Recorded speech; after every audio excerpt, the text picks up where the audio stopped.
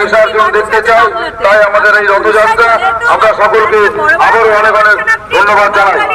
আপনার মতো মহিলা, আপনি বাঙালির জন্য কতবার পার্লামেন্টে গিয়ে কণ্ঠস্বর তীব্র করেছেন, কতবার বাঙালিদের দাবি নিয়ে আপনি কথা বলেছেন, বাঙালিদের নিয়ে আপনার কিছু যায় আসেন। এখানে রেলপথ সম্প্রসারণ গোটা বাংলা জুড়ে 73 কৃষ্ণনগর সৃষ্টি করেছে তৃণমূল কংগ্রেসের এই অপশাসন, তারই বিরুদ্ধে আজকে আমাদের এই পরিবর্তন যাত্রা।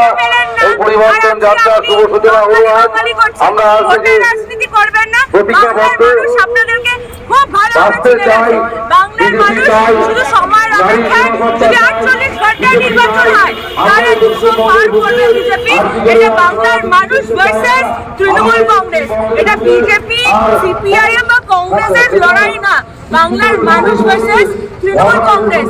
এই অশুভ শক্তিকে বাংলার মায়েরা বিদায় দেবে, কারণ বাংলার মায়েদের সাথে দিনের পর দিন অন্যায় করেছে।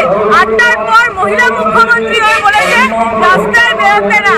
এই মুখ্যমন্ত্রীকে আমি প্রশ্ন করছি, আপনি কি করেন? আপনি তাপসী মল্লিককেও এখন তাপসী মল্লিকের ইস্যু নিয়ে আপনি সরকারে এলেন, শিবপুরের ইস্যু নিয়ে সরকারে এলেন, দুটো ইস্যুই রিজলভ করতে পারলেন না।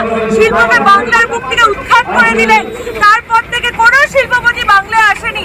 এই জন্য আমাদের বাংলার ভাই বোনেদেরকে ভিন রাজ্যে চলে যেতে হচ্ছে। আপনার মতো মহিলা, আপনার মতো মুখ্যমন্ত্রী আমরা চাই না।